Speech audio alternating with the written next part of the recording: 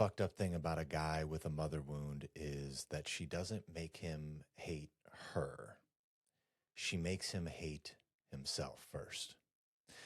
And most men don't even realize that's what's happening. They don't walk around angry at their mother. They don't sit around blaming her for all of their problems. In fact, most guys with this wound, if you ever bring up something that sounds remotely negative about their mother, their default setting, kind of gut reaction, would be to immediately defend her. What they do walk around with is this quiet belief that something about them is wrong, something about him at his core is not good. He's too much or not enough or somehow fundamentally unlovable unless they behave in very specific ways. And that belief, it shows up everywhere, especially in their romantic relationships and in dating with women. A man who becomes a nice guy due to an unhealed mother wound can never experience real love from a woman. That's the nastiest part about this curse. It's that it makes a man unlovable and unable to receive real love, even if he found it. He ends up self-destructing and ruining it, even if he does find it. So this episode right here, it's not about blaming mothers, and it's not about demonizing women. It's not what we're about, just to make this very clear. It's about naming a pattern that turns good men with high potential into anxious, self-abandoning, approval-seeking nice guys who cannot figure out why they keep ending up in these relationships where they're unseen, unchosen, disrespected, or discarded without a second thought. Because until you understand what trained you to be this way, you will keep trying to fix all the wrong problems. You will endlessly and tirelessly focus on goals and tasks that never lead to what you actually desire. You become the fly on the windowsill. Everybody has seen this, where it's just beating its face into the window, using every ounce of effort and strength it has in an attempt to break through the window and finally gain the freedom he desires. And that fly 100% believes that if he just keeps going, if he just tries hard enough, if he just tries long enough, if he just does it the right way this time, if you can just be good enough and get it right, he'll eventually have his breakthrough. But we all know that that very belief is what will lead to his inevitable death. But across the room, a mere 30 feet away, is an open door.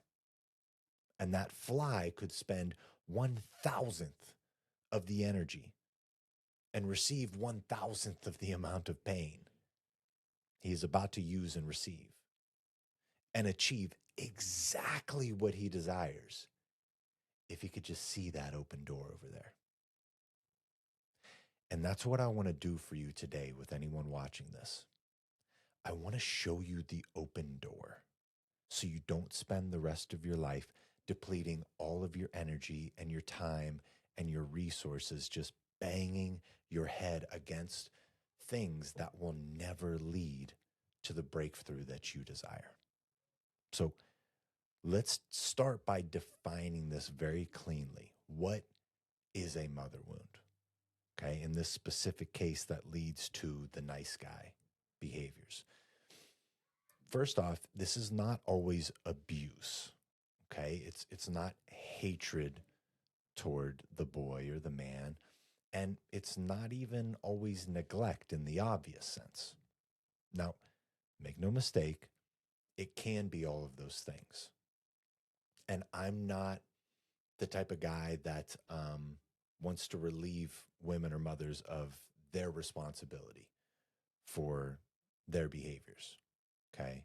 But a woman that gives you this wound has been deeply wounded herself in ways that were probably much worse than the wound that you received. And we all have to get to this place as adults where we can clearly see the poor behaviors and belief systems of our parents, but also know that they did the best they could with the poor training and treatment that they received. Now, a mother wound comes from having an emotionally unstable mother during a boy's formative years, during his developmental years. Okay, this oftentimes means love was there, her care was there, but the consistency and the emotional safety was not. The connection was extremely inconsistent, oftentimes very conditional on how her day was going or how the boy was behaving, and oftentimes completely unpredictable. Even if he was behaving exactly how she normally likes him to, something else is going on and she'll just take it out on him. It's very confusing for the child. And here's the part that most people miss. As a child, you don't have the ability to stand up for yourself, to consciously interpret why adults do the behaviors that they do, why they're treating you the way that they're treating you. And oftentimes, all the child can do is interpret what these behaviors mean to them through the lens of their own safety and security, because they have no way to defend themselves from adults' poor behaviors. They're just children. So a boy doesn't think, man, my mother is like really emotionally overwhelmed right now. She must have had a hard day or must need a break. Like there's things going on with her. Like I wonder what's going on to make her this way. What the boy thinks is, I'm messing up again. I must have asked for too much again. I need to be more quiet so I don't upset her.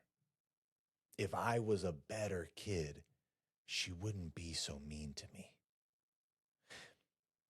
These beliefs that are developed in your childhood then become the operating system that you use to make all of your decisions in adulthood.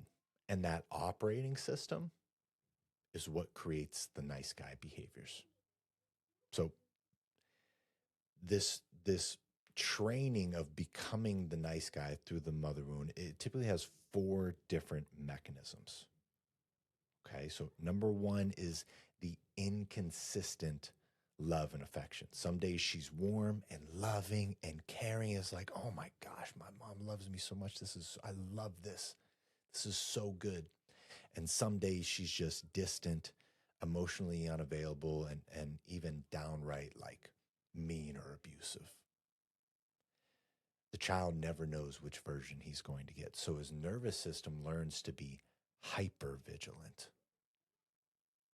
This is when people talk about people being empaths, right? Just being able to sense the vibes in the room, being able to feel the energy and pick up on the tone, the mood, the micro expressions, even the silence, not consciously, but just instinctively through years upon years of training, of growing up in this environment, this feeling of walking on eggshells in your own home. Number 2 is this emotional role reversals. Okay, it's very subtle, but it's common. The boy learns that he needs to be the steady one, the calm one, the understanding one. He becomes responsible for mom's emotions. Like he becomes her coping mechanism. When she's stressed, he listens, he adapts and he soothes her. Not because he's like more mature than her, but because that's what keeps his connection with her intact. That's the strategy that he's found that gets the most love, love, affection, and connection from mom. One of the things that he most deeply desires. He learns that if she is calm, she can give me this wonderful warmth and love and connection and safety. But if she's upset or if I make her upset, he receives nothing but distance, rejection, and shame. So he learns that his job is to manage emotions and never express his own, especially the ones that upset her. Number three, his needs create distance. So when he's disappointed, when he's upset, when he's showing any types of emotions that aren't his happiness, his peacefulness, his contentment, something shifts in her. She withdraws, she gets irritated, she shuts down, or she gets passive aggressive, or subtly communicates that his emotions are an inconvenience to her happiness. There's no explanation, there's no repair being done. It's just distance, shame, rejection.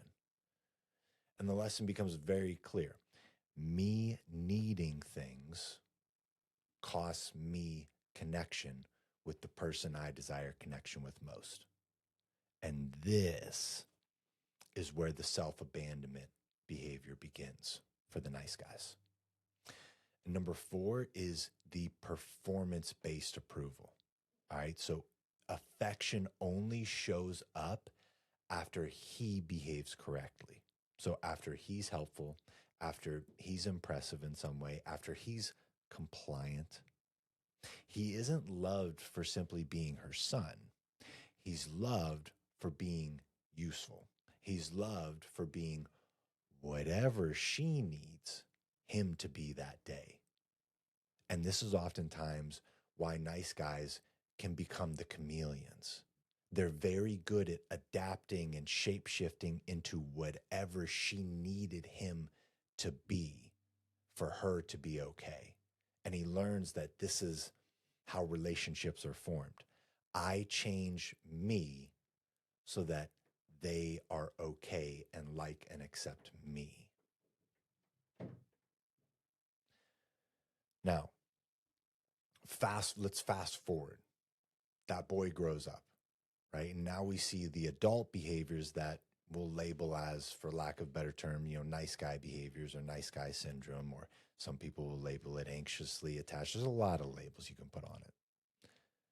But we have to realize that these aren't necessarily flaws. They're adaptations. These are masks that the boy created to keep him safe and find love and connection and acceptance. So he does things like he over-explains. He apologizes way too much and way too fast, and oftentimes for things he didn't even do or do wrong. He assumes fault as soon as love and connection fades. It's always his fault. He attracts emotionally unstable and unavailable women. And he'll oftentimes mistake his anxiety for chemistry in a relationship. Why? Why does he do this? Because he was taught that this is what love looks like. And as messed up as this is, he knows how to deal with these types of women the best. Like, he's perfectly suited as a puzzle piece, like just fitting into the edges of her. He knows exactly how to be in a relationship with this particular type of crazy. And real love, if he ever encounters it, feels uncomfortable, feels suspicious. The consistency feels like it could vanish at any moment. So his nervous system doesn't relax when he finds something real and good. It actually begins to go into the hypervigilance to find like what's going on here. Right? And he's anxious and he worries that she's going to leave him or he's going to mess it up. And instead of nurturing this good thing, he ends up creating a self-fulfilling prophecy and destroying it over time.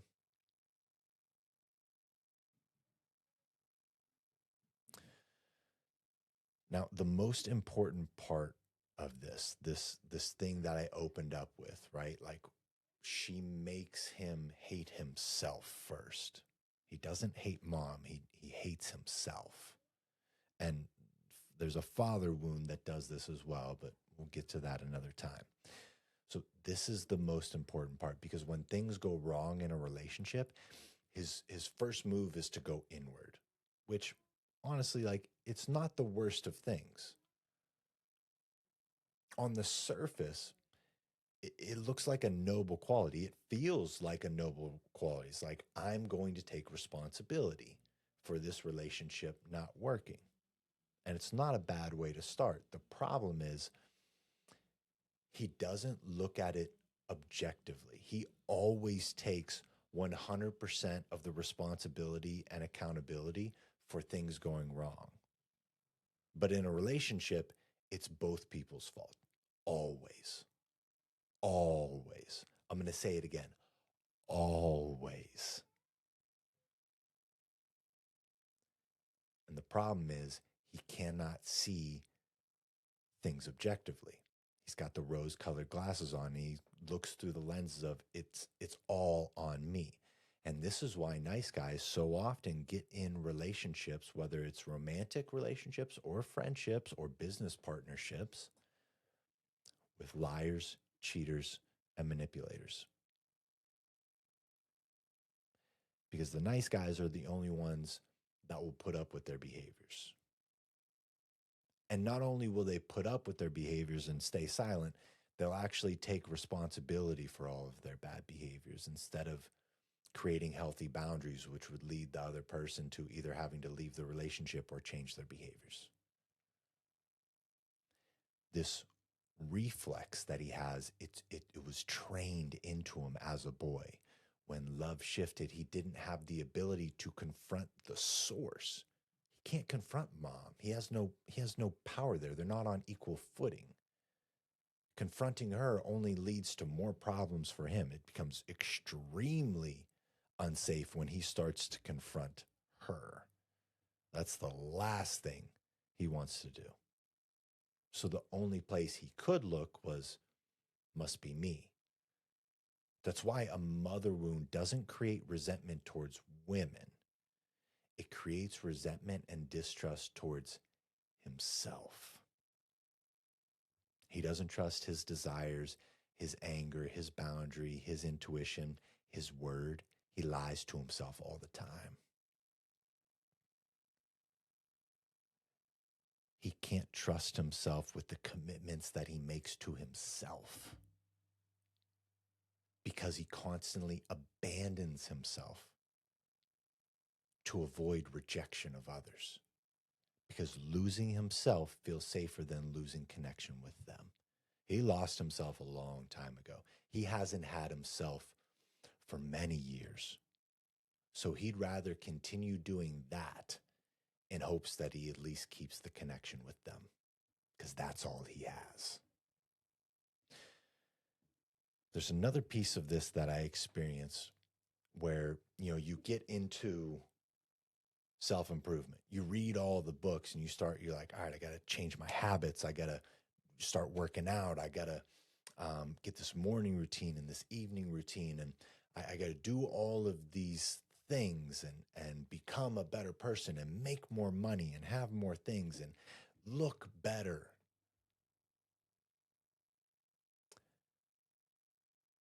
And so many men that do this, including myself, what you'll find is you do all of this work, but you still feel empty.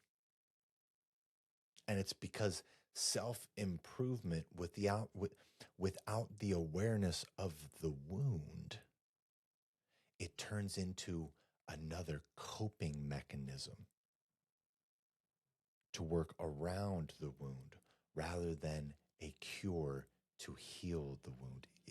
He ends up, he doesn't heal, he just refines the masks that he's been wearing. More discipline, more stoicism, more achievement. So more people like what they see and give him this validation that he's been looking for.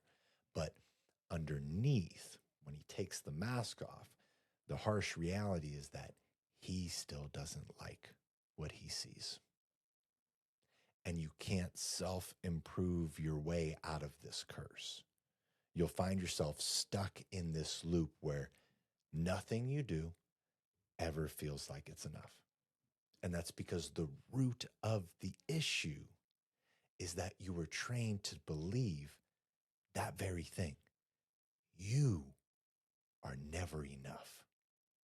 And until you let go of that belief system and all the other shame systems that branch out from it and surround it and have been built around it, you'll constantly be stuck in the loop of doing more, but never actually achieving the thing you want most, which is real love, commitment, and connection.